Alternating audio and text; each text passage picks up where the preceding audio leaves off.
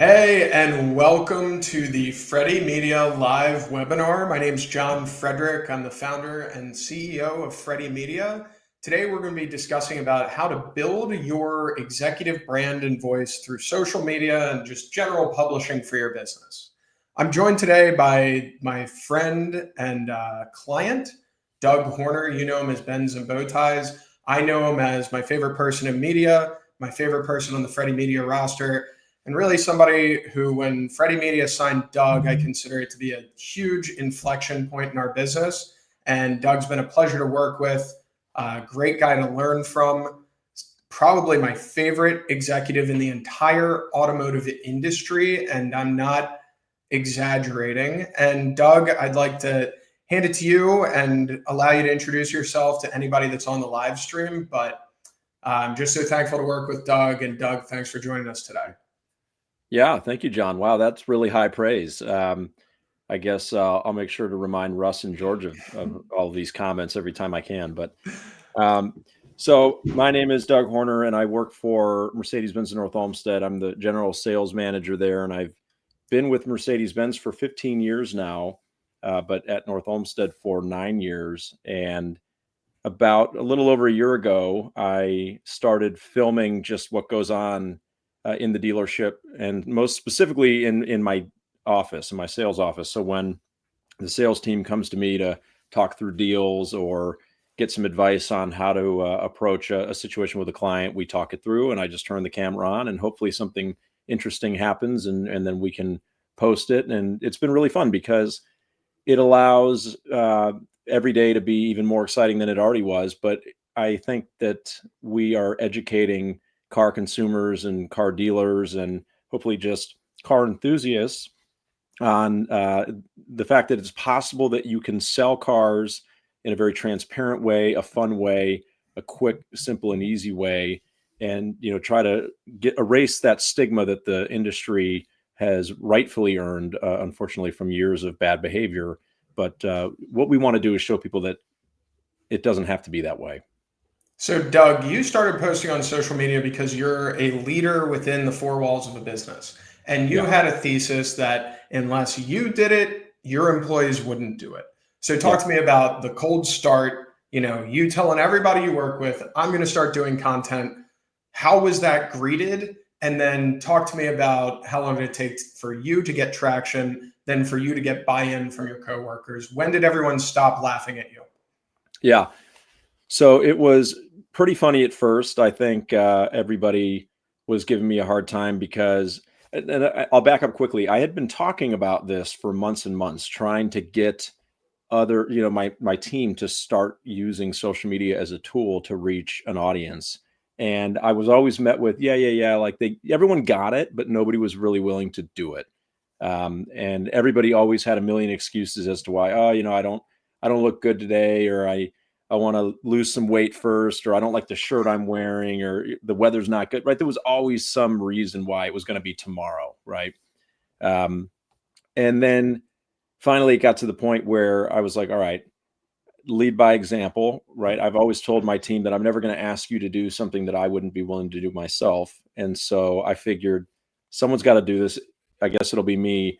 And it was pretty amusing at first because, unlike George, for example, who has a camera guy that's following him around all day and is sort of at the ready and just literally filming everything as it happens, for me, the way it began was I just had my phone. That was it. And so if somebody walked into my office to talk about a deal, they'd sit down, they'd start talking, and I'd literally have to look at them and go like, oh, just one sec, right? And I'd get my phone out and I'd lean it up against my computer and turn on the camera, and then I'd be like, all right, go. And they would laugh and just, because they're starting to talk, and I'm asking them to stop, and then they go again. But I would say pretty quickly they stopped finding it amusing, and they just they would walk in and be like, do you need to get your camera set up real quick? Like, they started knowing how it was going to go. You remember when you were a And young salesperson, and if you didn't have the stock number, the model number, like the address of the customer, the sales manager would send you back to the desk. It's like right. they learned that, except you got to wait for Doug's camera to be turned on. Exactly. So they figured it out pretty quick, and I would say within the first week, a couple of the videos started to get some engagement, and then about maybe 3 weeks in, I had my first video that I would say went viral, Yeah. and it was off to the races from there. Doug, I think that people like you because you're authoritative, you're an executive, you run a business, but also you're almost like a throwback to a bygone era. I mean, you're a Mhm. little bit like America's dad. You're somebody with great integrity. I've seen your DMs before where sometimes people are just like, man, Doug, I'm just glad there's still guys like you out there. Right. Yeah. It's those are the messages that I love to get, where it's people that maybe were in the car business at one point in their lives and now they're not anymore. Or and they say, this is the way that I used to do it. I'm glad to see there's dealers that still do. Or better yet, people that reach out and say, I didn't know that this was possible. I didn't know that you could have this kind of experience with a dealership, which it breaks my heart a little bit. But I also love it at the same time, because I see it as an opportunity to show people that you might have to go out of your comfort zone a little bit and do business maybe a town over or a state over. But there are good dealers out there that legitimately do care about you having a good experience. You're a great representation of your business, Mercedes-Benz of North Olmsted. And when I watch Doug's content, I go, man, I wish Doug was my manager when I was selling cars. So, as a car guy, I ingest your content and I think of it as it pertains to the industry. Not everybody knows that I was an in store car guy for about a decade.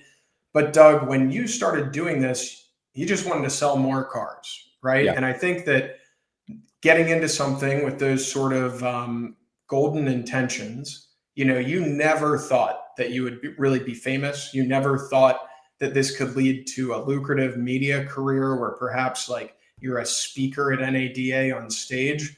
You were here to move the needle on your business. Tell us a little bit about that and how you were shocked to find that it had industry value as well.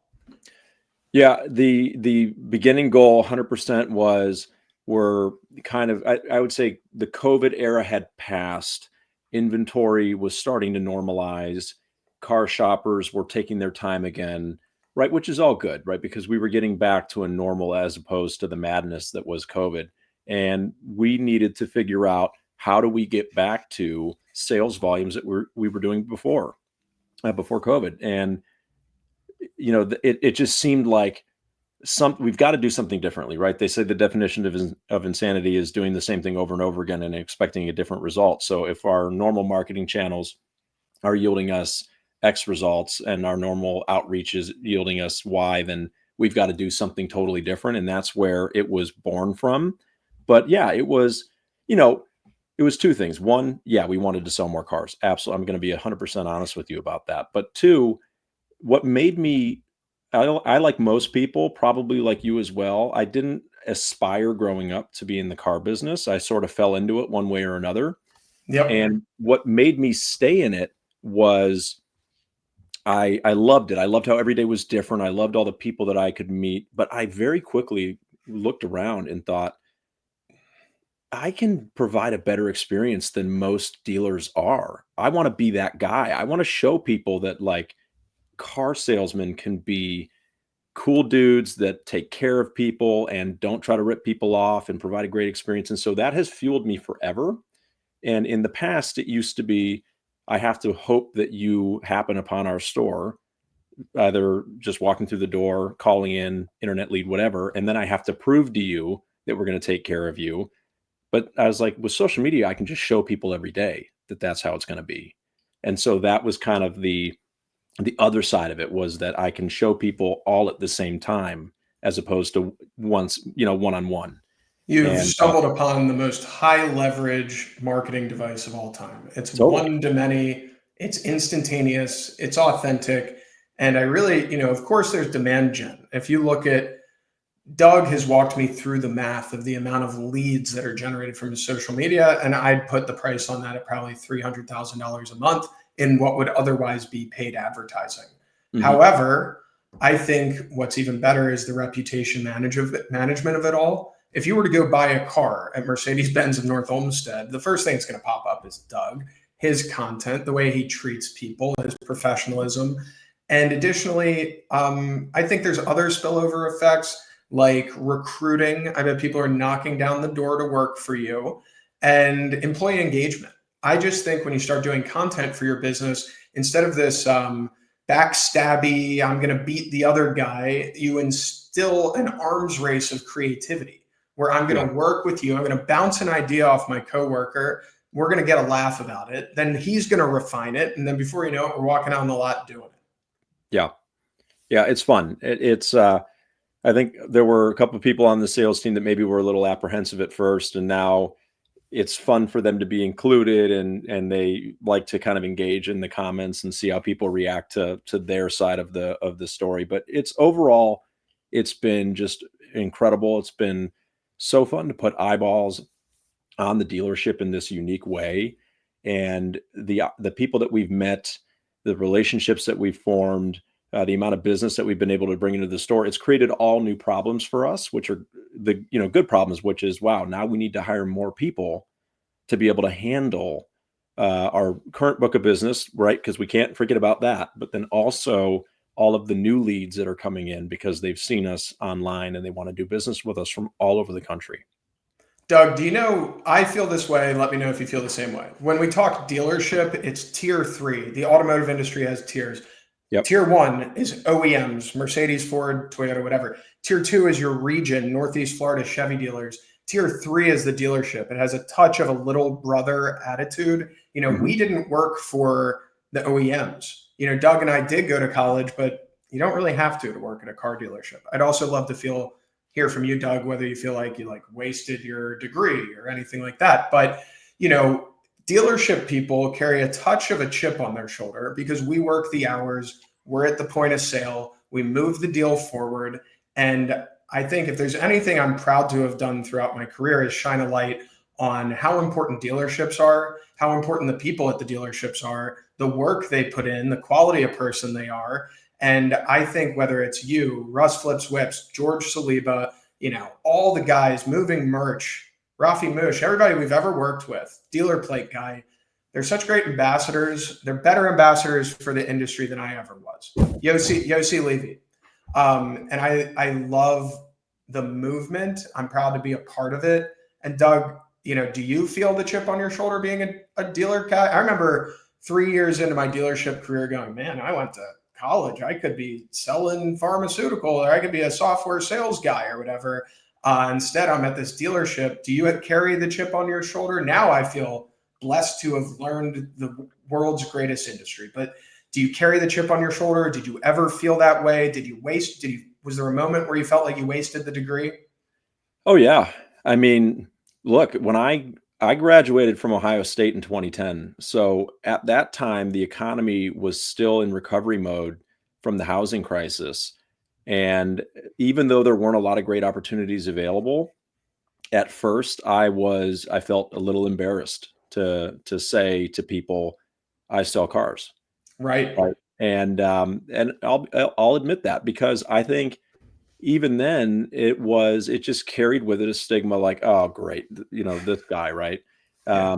Gonna try to, rip me off or whatever. And I hated that, right? I really did. But it made me think, like, what was the point of going to college to then just get into car sales? It did feel like a waste. But I look back, and I was an economics major. That major has served me incredibly well in what I do every day, because the just working in a car dealership, especially if you're in management, I mean, it is very much like running a business every day, where you're dealing with, there's the leadership aspect of having a team.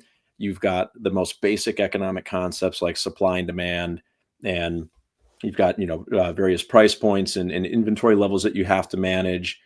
It's, there's the advertising portion of it. I mean, there's so many facets of it. It truly is a fascinating business to be in. And I quickly learned that, you know what, my education has definitely helped me here. I would agree with you. It's not required. You don't have to go to college to be successful in the car business. But I look back now and I don't feel like I wasted my college education. But in the beginning there, I did feel like I had to prove myself to people, because I had settled for the car business with a college degree, and that didn't feel good at the time. But now I'm like, well, it gave me a head start. There's no business where you'll be in charge of a bigger P&L faster than the car business. Doug, what do you say we bore some people with a slideshow and talk about how you and I have both built a voice for ourselves within our industry? Mine's a tenth of yours, but I would even say my dinky little LinkedIn following is good for about 200 grand a month worth of deal value, and yours has brought so much good to yourself. Why don't we explain to everybody who's viewing today kind of how we did it and some tactics they can use in order to drive results for their own business? Yeah. So I'll go into it, guys. I'm the boring side of the table today, but my name's Jon Frederick. 10 years I worked the desk at a big Toyota store. Started as a salesman, worked my way up, really enjoyed the business. I became a vendor. I worked for Full Path, wonderful company. There I am at some Brian Pash marketing event, hoping some giant dealer like Brett Morgan stops by and buys something from me. And I had a cool turning point in my life where at Full Path, car dealership guy mentioned Full Path in a tweet when he was a little nascent, a little young. The whole thing wasn't formed yet. And I was the beneficiary from inbound demand, something I thought was never possible. Guys like Doug were calling me, asking me to buy a product. Light went off in my head, and I haven't looked back. Left car dealership guy 14 months ago, founded Freddy Media, where we manage talent with guys like Doug, Ben, George Saliba, Russ Flips Whips, people like that. At Freddy Media, we manage large campaigns. We work with great clients like Adobe or Pennzoil, Amazon, Bumper.com, Capital One. I'm thankful for all the clients we have. Great creators as well, like Chris Kerner. And all we're here to talk about today is what we've learned from those guys. I know nothing. I've just been lucky enough to hang out with some really great people like Ben's and Bowties. The reason this matters, and I think Doug is proof of it, is 75% of B2B buyers use social media to make a decision. So, Doug, did you anticipate that? That's when somebody's shopping inventory management software or a CRM for their dealership, that they cared which one you were using? I mean, not at first, but I've gotten very into the principles of persuasion. And one of them is social proof. And it just very clearly states, and this is independent of social media, that human beings, when they are uncertain themselves, look to what others are already doing to influence their decision. So the best example I can give you is we're sitting at dinner, right? You and I'm looking at this menu. I can't figure out what I want. So I'm like, John, what are you having? Steak? All right. You know what? That sounds good. I'll have steak. It's just the easier thing to do. So it makes total sense to me now. Yeah. And then 63% of people trust influencers more than the brands. How do you feel about lending your brand when somebody decides to work with you? You're doing a wonderful campaign right now with Dealer DMV and Ship Your Car Now, two brands that we're comfortable to work with because we're kind of friends with the guys at that company. But talk about how you thread the needle of promoting a company while you're authentically showing a use case, because for you, that's something that's really important. You use the products, you ensure they're good products. How do you verify and then persuade? Well, and so I told you from the very beginning when we started working together that for me, I've got to, if I'm going to talk about anything at all, I have to believe in it, right? So if it's something that I see value in, or more specifically, something that gives me value on a daily basis, then I'll have no problem singing its praises. I don't have the ability, for better or for worse, to go on and just talk about a product for a paycheck that I have no interest in or I don't believe in, right? I can't do that. So these companies that we work with at the dealership that provide a service to us and do a great job, of course, I'll talk about them positively all the time.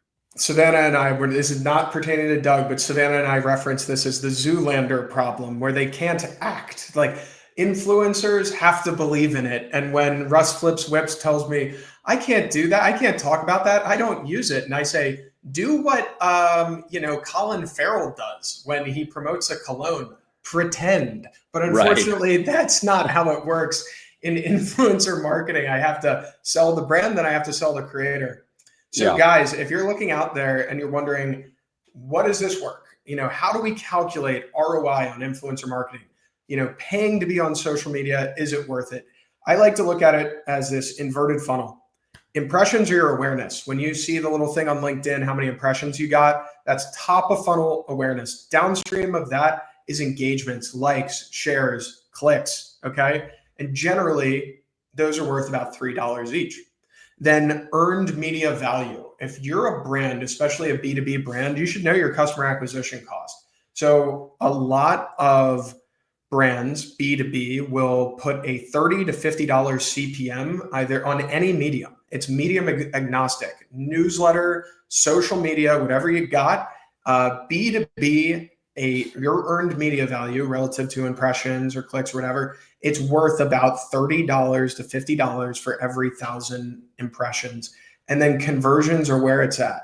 So if Doug can talk about something that gets somebody to fill out a form, make an action, book an appointment with a salesperson, or just simply sign up, that's the gold. And I think, with AI implementation right now, guys, your funnel more than ever can be self-serving. Everybody thinks that we need to book to a demo, but I would say with the Russ Flips Whips training, we wake up in the morning to just dealers that signed up for it. And I would almost encourage software companies to allow yourself for a dealer self-serving platform. Doug, have you ever just signed up for a product without like taking a demo? Oh yeah, all the time. Yeah, I mean, everybody feels like they need to put a real savvy sales guy in there, but I think that the funnel now, especially with qualification, you can really just sell things to businesses. So going all in on B2B content involves taking risks. And Doug, let me know if you think this is funny. So it's Okay. the meme of, I think his name's Kendall from Succession. Yep. And I sell things to people whose dads generally owned a dealership. So I'm up one night and coming up with funny ideas with Russ. We're texting back and forth, and I think of a meme.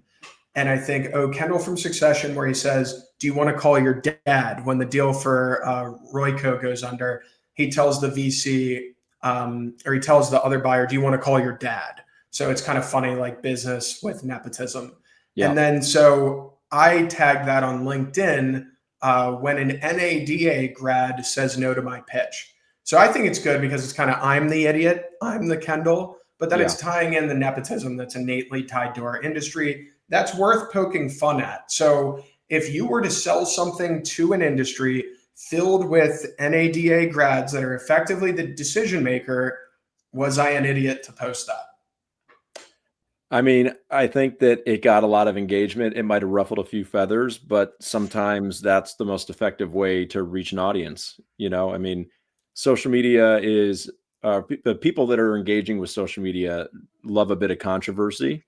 And so if everyone agrees with every single thing all the time, your your message will only go so far, right? And I remember when you posted that, and I remember you wondering if it was a mistake to do it. But I think that, look, if you're part of a dealership family that has multi generations, Yeah. I think it's only fair that you are understanding of the way that might be looked at by some, right? Yeah, and to be fair, like I don't have axes to grind. I kind of love everybody, so I'm really Yeah, just going for things that are actually funny. And this resulted in more texts from dealers than anything I've ever posted. In fact, I yeah, sold a lot of things from this. So wade into controversy if it's actually funny. I sent this to a bunch of creators before I posted it. I sent it to a few dealer owners before I posted it, and it was a unanimous hell yeah, go for it. This is the sort of risks I depend on you to take. And yeah. then the other thing I'd encourage you guys to do is to post polls. Polls are hacks, and they're a great way for you to wade into something that may be controversial or for you to express an expertise that you may have. So here's a poll I ran that said, is wholesale a profit opportunity? Or if you're as a franchise dealer, or if you're making too much money on wholesale, is that a red flag? So like, Doug, why is that relevant? Why should I post something like that? Am I showing off my industry expertise as a credible person by posting that? Yeah, I think that that's one of the most hotly debated topics internally in the industry is how do you treat wholesale? And every dealership has a different view on it. Some of them treat it like a profit center. Others look at it like lost opportunity. It really is like, having been around it and having been in management now for over 10 years, I can tell you that I've only been at a few dealerships, but no one can agree on how wholesale should be best utilized. And so I think that that's the kind of topic that is going to get a lot of engagement and a lot of conversation going.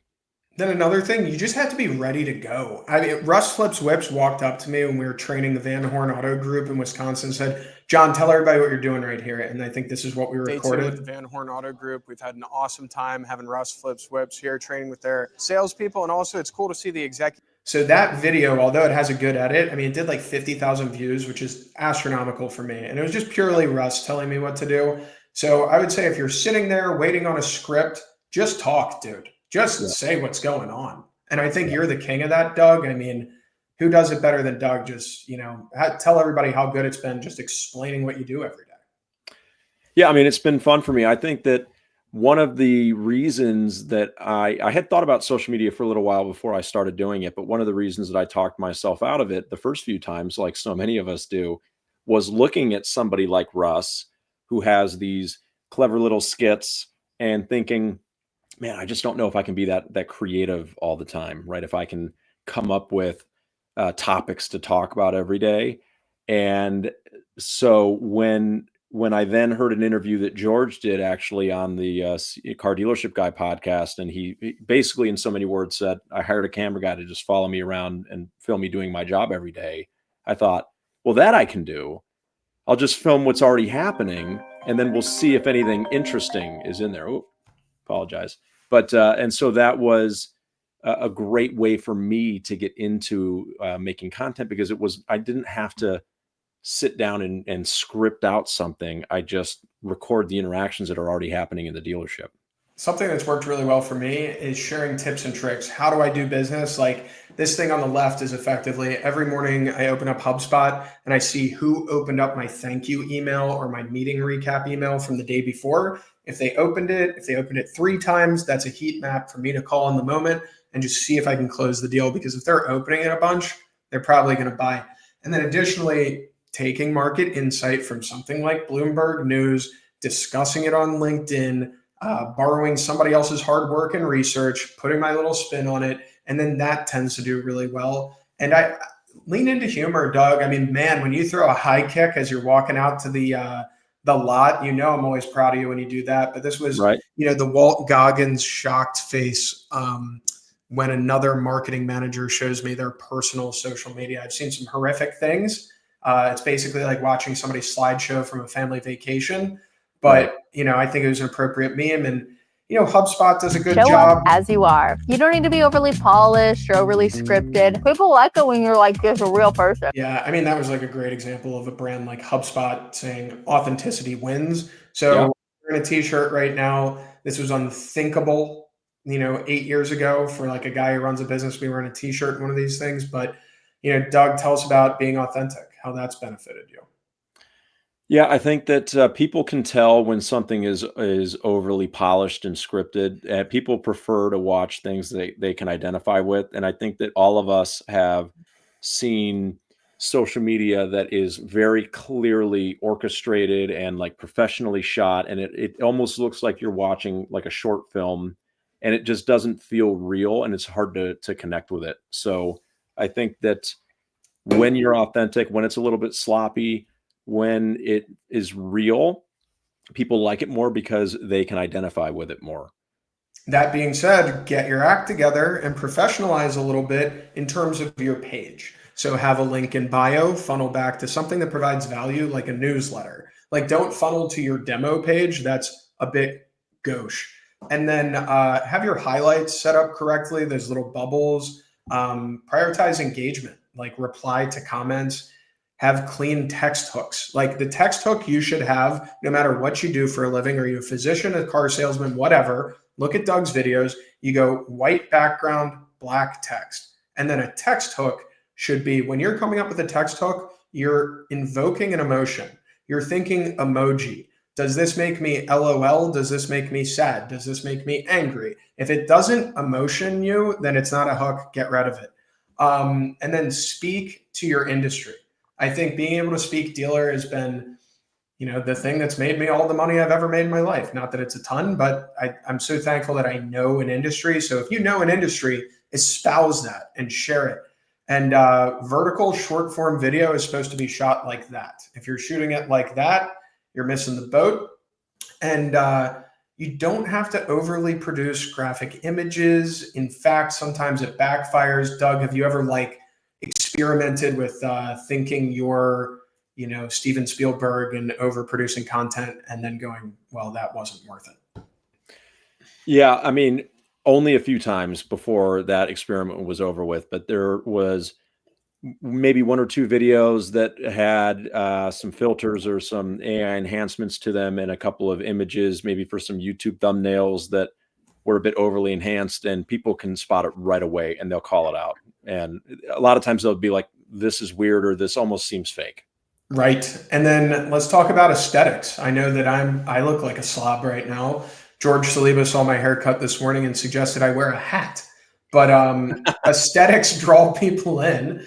And on the bottom left is a friend of ours, Christina Roki. Yeah. And people love watching Christina's content. First of all, she's like a great videographer. She's very well put together. Like, she thinks about her outfits when she's going on there. Doug, you wear a bow tie every day. What's that all about? Yeah, the bow tie was just kind of a happy accident. I started wearing it all the way back in 2014, and the reason was simply that I had to learn how to tie one to be in a wedding, and I was a salesman at the time, and I thought, well, maybe if I start, I was at a Mercedes-Benz dealership, so it was suit and tie every day. That was the dress code. So I figured I'll just start wearing bow ties because nobody in Ohio really wears bow ties. And that could just be like a little thing for if people forget my name, maybe they'll remember that. That's kind of what the mindset was at the time.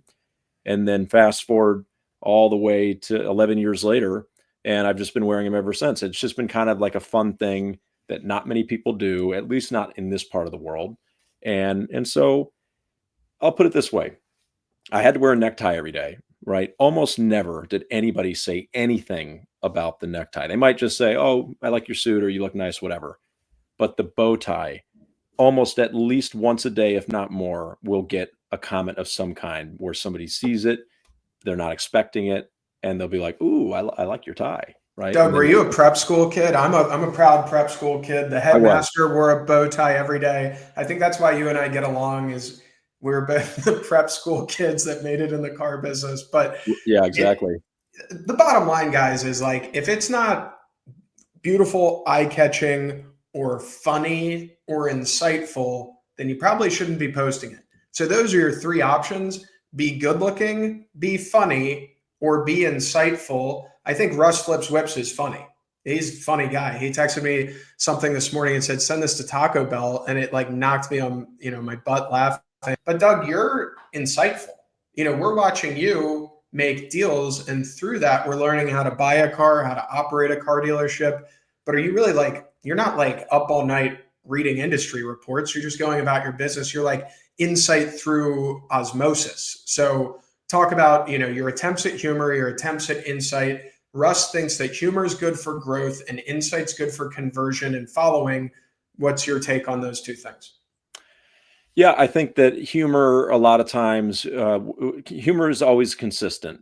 In social media, a lot of us go there for sort of a release to kind of just unwind and have a laugh. And so humor will always be a draw. I think a lot of people end up on social media sometimes and inadvertently will find something interesting that is not funny at all, is relatively serious, or maybe it's just following somebody doing a project of some kind. And before you know it, you're just like sucked into it and you want to learn more about it. You want to know more about how it's going to go. So it's like, I don't know that people necessarily seek that out on social media, but they often do find it incredibly interesting. So, I mean, I would agree with Russ. I think that humor is important. I think one of the things that just because of the style of my content, a lot of people think that I'm like 100% serious, like all the time. And I get that. A lot of what we do is serious, but we also like to have a lot of fun. Not all of that ends up on camera. And when I do a video where I'm being a little bit more silly, it tends to do well because people that maybe have been watching me for a while are kind of like, what's Doug doing walking around doing high kicks? I know. The people outside. Who think you're serious all the time, they haven't seen your high kicks, brother. Yeah, exactly. Yeah. So let's talk about brand content examples, consumer facing. You're better at this than me. I don't think I've ever sold anything consumer facing through social media. We just started working with this guy, Travis Chambers, who's a bit of a genius. He built these things in Utah that look like the the place in Star Wars.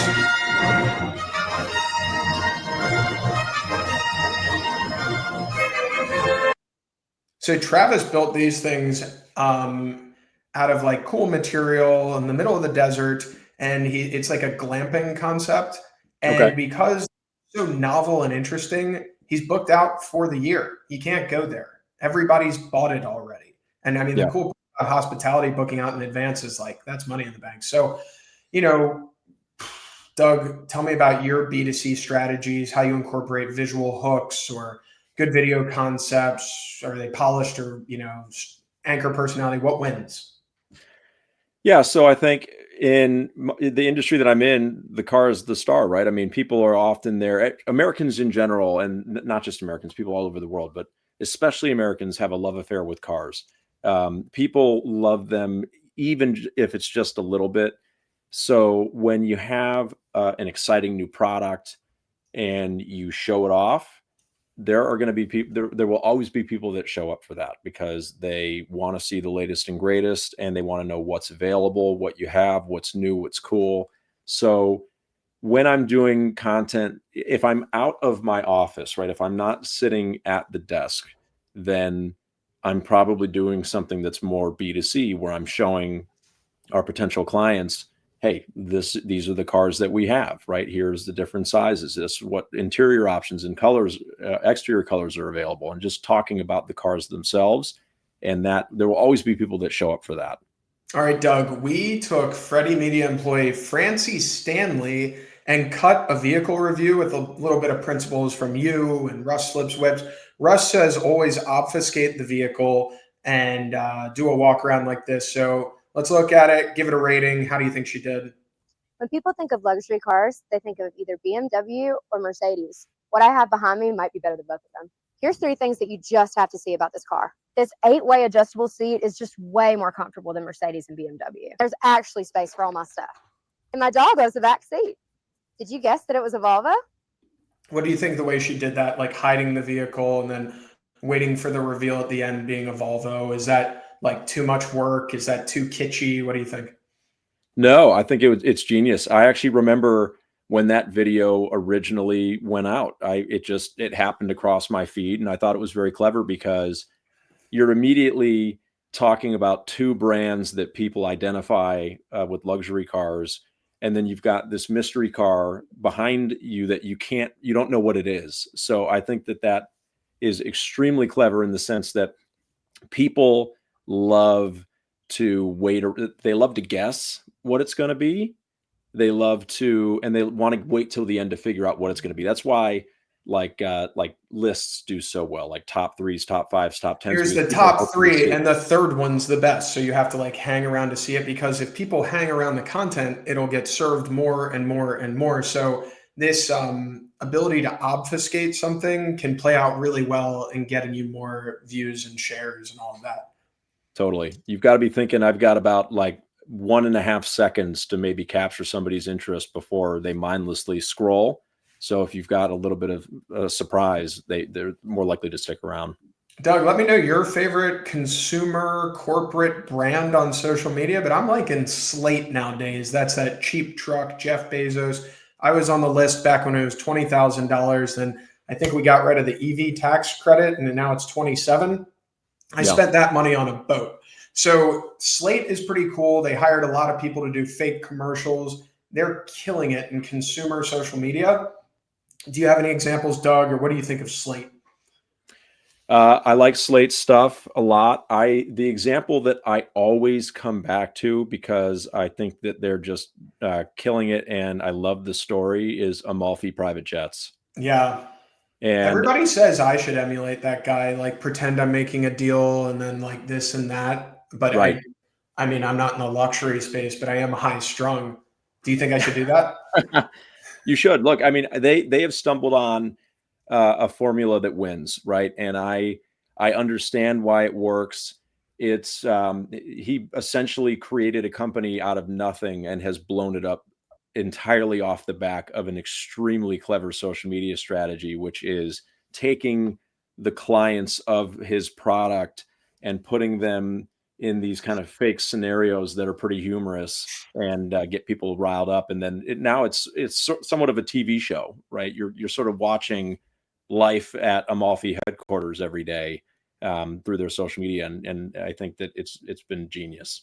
Yeah, I wonder if he's even still doing the transactions or just brokering those leads to people below him. He probably has some sort of pyramid scheme. But let's talk about people that have really succeeded on social media, like to kind of astronomical levels, starting with Freddy Media creator Chris Kerner, one of my good friends. Again, just like Doug, a real inflection point in Freddy Media. We signed Chris Kerner. He was smaller than he was now, had about 200,000 followers. And I mean, if you guys could see the way Chris strategically orients himself towards growth on social media, the way he always does hooks, the way he provides insight, the way, I mean, he tracks his growth to the point where he knows how many followers he's adding every day on his newsletter.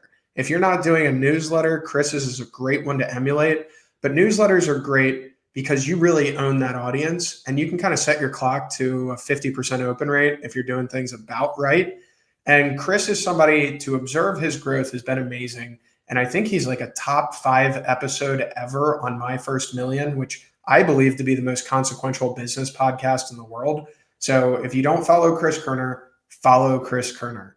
And then additionally, something a little more pertinent to you, Doug, is our friend Alex Lawrence at EV Auto. And, talk about how you guys are similar. And then I believe Alex is building the next big dealer group off of his presence on social media. Yeah. I love Alex. He's such a good guy, and I love his story. For those who don't know him, he was basically a college professor. I think he might still be part-time anyway, but he loves EVs, and he essentially, with zero car industry experience at all, but just great people skills and a desire to help people, created an EV only dealership where they literally only sell EVs. So they're hyper specialized on those, which I think is great because you've got people working there that are going to be extremely knowledgeable about the product that you're interested in. And there was nobody, because he built it from scratch. There was none of the, well, it's always been done this way, or it's just like, no industry bad habits, right? Not to like keep bringing it back to NADA, but I mean, the guy's not following the steps to the sale. He doesn't do everything the very prescriptive franchised way you're supposed to do. Nobody ever told him how to do that. He just looked at it from the customer perspective. Then he started filming 100%. himself, and I don't think he spends any money on paid advertising. So Doug, tell us what you're doing right, brother, because I think if anybody who's still following along on this webinar can emulate some strategies from you, tell us how to get started, what consistency means, and any tips and tricks from your own page. Yeah. So to get started, you just have to do it. I don't mean to oversimplify it, but don't worry so much about what your content is going to be in the beginning. You just have to get into the habit of filming and posting. Wait, Doug, let's not start until you have a funny name, right? Should we just not start posting until you have a cool name like Ben's and Bow Ties? Nope. You can always change your name later, right? So every excuse, every reason that you are coming up with in your head right now to delay it, just forget it, because nothing will beat getting in the routine of doing it. It's kind of like going to the gym, right? You don't have to have an expert level workout the first day you're there. You just got to get in the habit of going to the gym and doing something, and then you'll refine it as you go. God, I got to get back in the gym. I think I'm getting fat. The waves have been bad here in Jacksonville. The recipe to viral content, Russ Flips Whips taught me, is clarity. That's a hook. You got to do a hook. Whether you're an executive, if you're a CEO, it's incumbent upon you to start doing content to drive good outcomes for your business. The modern CEO can't sit in the corner office and just be like really good at Excel or leadership. You have to start publishing. That could be a newsletter. That could be sharing on social media. Look at Jim Farley. I mean, Ford more and more is starting to merge with Farley's brand, especially from the corporate voice. Elon Musk, love him or hate him. His social media drives that business forward.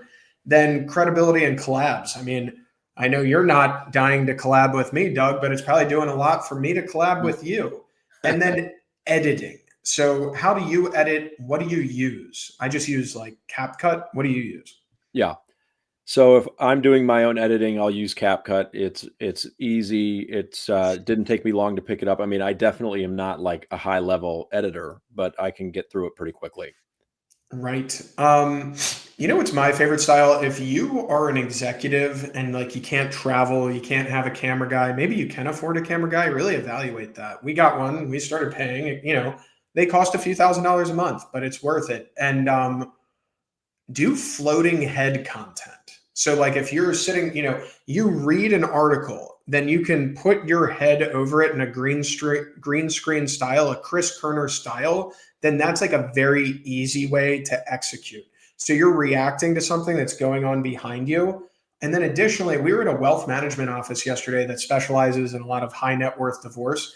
And we were talking about, tell us what's going through somebody's head when they're first getting divorced. And it's so easy for them to reply. They say, well, first of all, the wife is always worried about who gets the kids. Do I get to keep the house? How do I, do I get to keep the car? Do I have to trade that in? So, you almost prompt yourself from the things, that everyday insight, that when you start espousing this on social media, that real fundamental thing to you is actually extremely insightful to everyone else. And I think if I were to encourage you to do something, you sit across from somebody while they film you and let that person prompt you with everyday questions about your business. Film it in vertical, edit in CapCut or meta edits, and then just post it. Post every day for 60 days, Doug. TikTok, Snapchat, LinkedIn, the whole show. I don't know how you lose doing that. No, put yourself out there. You'll be shocked at the amazing things that can come of it. Nice. So we're waiting for this thing to transition, but Doug, how have you enjoyed relative fame? Has it ever bothered you, or do you think that it's a little intrusive? Do you get stopped on the street at all? Yeah, it's I think it's been fun. Almost everywhere I go now, at least one person will say hello, and I think it's been nice. I feel bad that I don't have more hours in the day to respond to all the people that reach out to me and try to connect with me directly. But overall, I would say it's been mostly positive. Of course, you're never going to please everybody, and that's true of whether you're on social media or not, right? There's going to be people that just don't like you for whatever reason or don't jive with you. But getting the positive feedback when people say, "Hey, I love your content," or "I've learned so much from watching you," or even here's a crazy one, when people all over the country say, "Hey, I just got my first Mercedes-Benz because of your content," right? Like, would I have loved to have sold them that myself? Of course, but the bringing new people to the brand that I love so dearly, I never thought that would be a possibility. So I think that it's been a lot of fun, and it's brought me a lot of joy. If you guys sell anything, here's a hack that's been working for me lately. When you call somebody and you want them to do a demo or you want to sell them something in person, the old thing would be like, let's do lunch, let's play golf. Those things take forever. Nowadays, people want content for their business. So if you call a car dealer, you call a prospect, you call somebody and say, hey, do you want to do some content today? That's like such a nice offer. And it's worked for me a lot. When you call a car dealership and you say, hey, do you want to do some content today? Do a little bit with me, then we'll do some clips for you. And you can put those on your own social media. I think giving to people is how you get anything in life. And the offer to do content with people is the very best thing in the world. And Doug, talk about how much of a lift creating content is. And I mean, how relieved would you be if, a vendor who just calls you incessantly, what if they said, hey, dude, I'll bring in my videographer and make your life easy and send you some edited clips? Would you like that? Oh, yeah.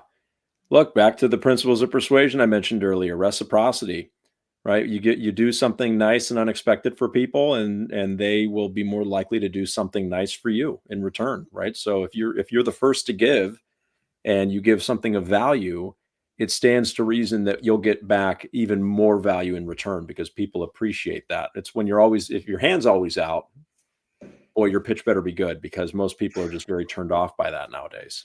I know. And then dressing the part. So I'm more casual than I ever been. I think it's because I had to wear a suit and tie since third grade, and I'm like allergic to it now. My whole team made fun of me yesterday because I showed up to my wife's business event wearing like a button down, and I looked like prep school all over again.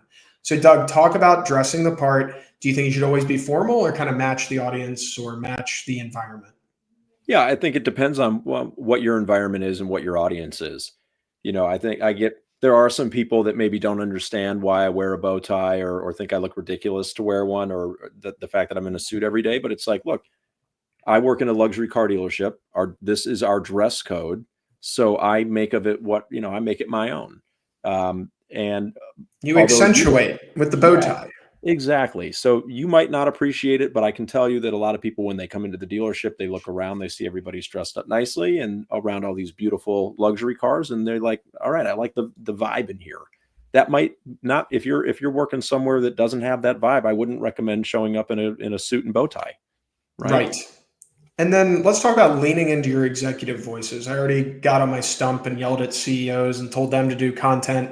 But I think that a business works really well if the sum total of everyone working there is posting on social media, driving clicks, views, impressions, and conversions. And then basically the rising tide of that displaces your need for paid advertising. There's a trend in Silicon Valley right now. You remember the BDR rule we were offered right out of college to go make $35,000 to make 200 phone calls every day to strangers. Nowadays, they're asking that role to create content.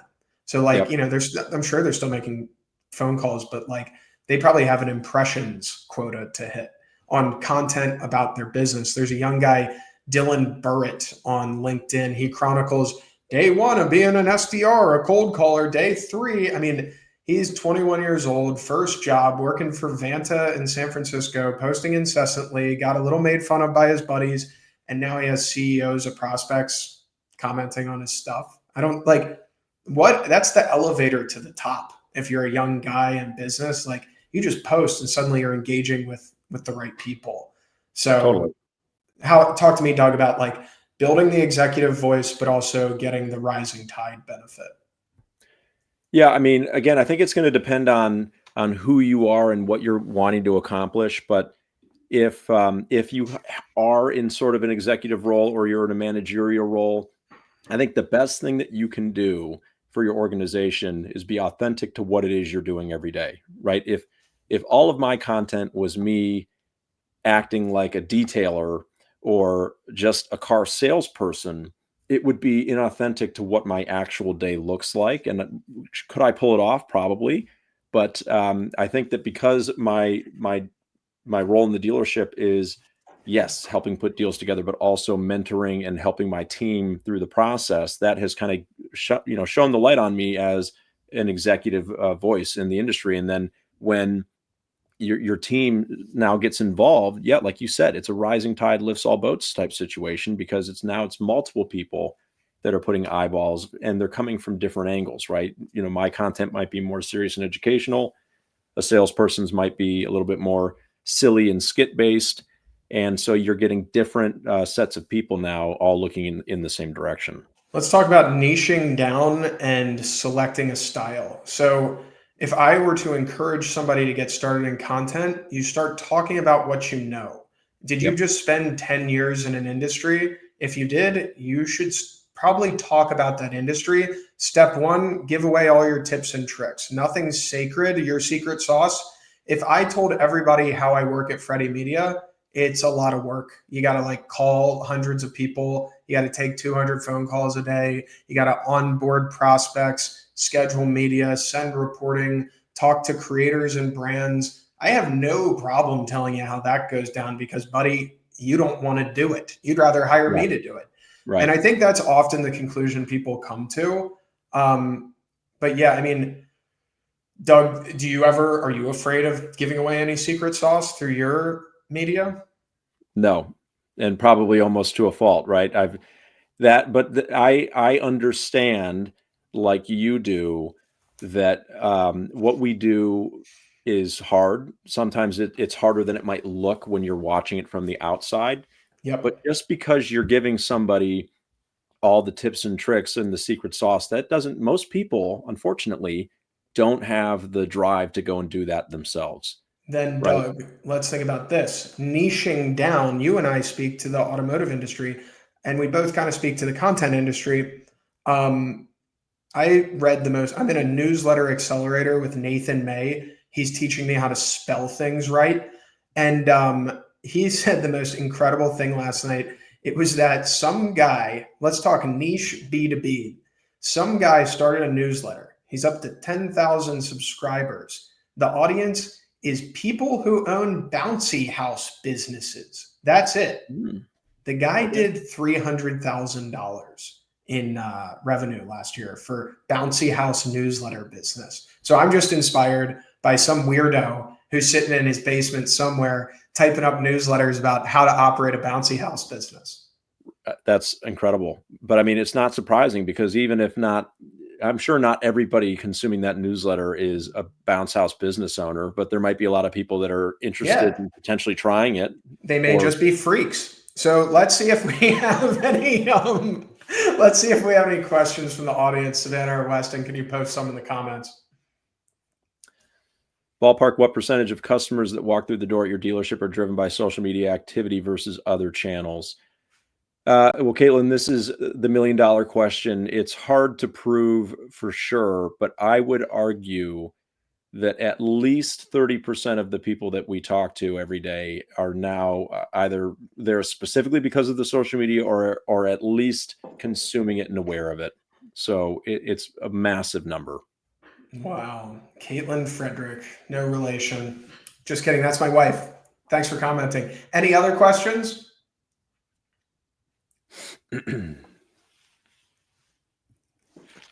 I have been toying with the idea of putting out contract dealing with a real estate acquisition and development. I'm 61. I'm good to camera, but I suck at computers. Well, I would say I would encourage you to follow my father-in-law, Real Doc Speaks. He was the guy, 40-year OBGYN, retired, didn't know how to golf, doesn't know how to fish. We live in Florida, doesn't do well in the heat. So he's been basically just talking about his insight over the course of his career on social media. So I think what you're stating is like explicitly, if you're 61 years old, you may be closer to retirement than Doug and I. We're both like 35. And this is like one of the most fulfilling things you can do in the later stage of your career is publishing, because you're sitting on more insight than Doug and I have. You've got more tricks. You're savvier. You know the industry better than we do. Now it's time for you to publish. You have to find the platform that you're good at. X may be the place for you. You kind of put out the short clippy stuff. And then additionally, you may be a newsletter guy. If you're good at publishing or if you're insightful, try the long form, but don't try and like mix a newsletter onto X. That doesn't really play. And then try the short form stuff. TikTok's effectively a lottery ticket. If you're very insightful and you nail your hooks and you have your text hooks done correctly, you may crush on TikTok. Let's try one more question if we have one.